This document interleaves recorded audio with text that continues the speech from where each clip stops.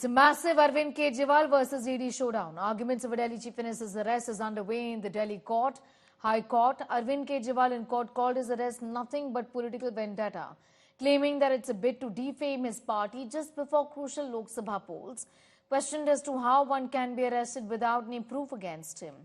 The ED has also filed its reply in the High Court, called Kejriwal's arrest legal. In its reply, the ED went on to say that Arvind Kejriwal waived his right to question the arrest as well as failed to cooperate with summons. Meanwhile, AAP claimed that Arvind Kejriwal has lost 4.5 kilos ever since his arrest. Now, the Tihar jail authorities have challenged this as well. AAP is now insisting that BJP has put Arvind Kejriwal's health at risk by putting him behind bars. The claim was rubbished by Tihar jail. They said that his weight is the same, his blood sugar and sugar are normal. AAP has launched a new mass fast campaign for Kejriwal on the 7th of April. जब से अरविंद केजरीवाल जी को Bharatiya Janata party शासित केंद्र सरकार ने गिरफ्तार किया है, उनके स्वास्थ्य पर एक जबरदस्त खतरा मंडरा रहा है। जब वो ईडी की कस्टडी में थे तो 3 बार उनका शुगर लेवल गिरा। एक बार उनका शुगर लेवल 46 तक पहुंच गया, जो किसी भी व्यक्ति के लिए जानलेवा साबित हो सकता है। हम उनकी हेल्थ कंडीशन को बहुत क्लोजली मॉनिटर कर रहे हैं, क्योंकि उनकी चाहे जो शुगर लेवल में फ्लक्चुएशन हुआ है, चाहे 4.5 किलो वजन का घटना हो मात्र 12 दिन में, ये एक बहुत गंभीर बात है, ये एक बहुत सीरियस बात है। तो जैसी भी जरूरत होगी लीगल रेमेडीज की, बहुत जल्दी हम लेंगे। आम पार्टी का दावा है कि दिल्ली के मुख्यमंत्री का बजट लगातार कमजोर हो रहा है तिहाड़ में। मुझे नहीं लगता है, क्योंकि उनको तो विभाषणा करने की आदत है। अरविंद केजरीवाल तो लगातार ऐसा करते ही रहते हैं, और अभी तो उनको खाना भी घर से जा रहा है, बिस्तर भी घर से जा रहा है।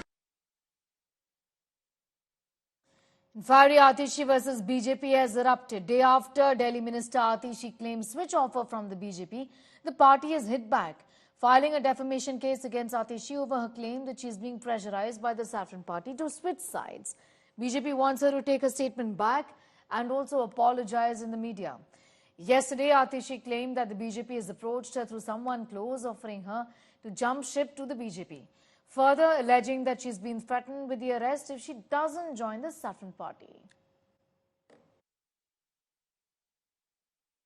देखिए, मैंने तो कहा ही है कि कोई मेरा ही बहुत करीबी व्यक्ति है कि जिसने अप्रोच किया वो मेरे ही बहुत करीबी व्यक्तियों में से एक है। ये बात तो मैं कह ही चुकी हूँ। आतिशी वालेना ने कल बोला था कि मुझे तोड़ने की कोशिश हो रही है, मुझे प्रलोभन दिया जा रहा है। पहली बात तो कि आतिशी की हमें जरूरत नहीं। हमारे इस परिवार में बहुत संस्कृति वाले सभ्य लोग हैं, लेकिन आतिशी वालेना ने जब ये दावा किया तो हमने कल भी कहा था कि आप झूठ बोल रही हैं, हम आपके खिलाफ कानूनी कार्रवाई करेंगे। इस डेफिमेशन नोटिस में हमने 3-4 चीजें उनसे पूछी है कि आतिशी वालेना उस रिश्तेदार का नाम बताएं, तो वो कहती है कि मेरे किसी रिश्तेदार को प्रलोभन दिया गया है। किसने फोन किया, उस व्यक्ति का नाम बताएं। संपर्क कैसे किया गया, व्यक्तिगत किया गया, फोन से किया गया। अगर फोन से किया गया तो फोन नंबर दें, नहीं तो अपना फोन जमा कराएं जांच एजेंसी को। इन सब सवालों का जवाब हमने उनसे पूछा है।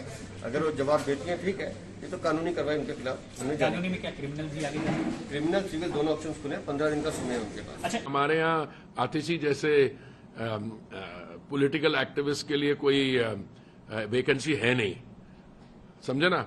तो ये उन्होंने क्यों कहा, किसने उसको कहा, ये तो कई चीजें, वो युवा नेता है, उन्होंने भी कह दिया कि एक भाजपा के कार्यकर्ता ने कहा है कि इस बारी 400 पार के बाद हम संविधान को नष्ट कर देंगे। अरे किसी ने ऐसी स्टेटमेंट नहीं दी, और मुझे नहीं लगता कि भारतीय जनता पार्टी का कोई कार्यकर्ता जाके आतिशी जी से मिलकर कहे, एक ऐसे समय जब शराब घोटाले में सारी आम आदमी पार्टी फंसी हुई है, तो हम इस समय उनको अपने यहाँ लेके हमने क्या अपने लिए सिरदर्दी क्रिएट करनी है।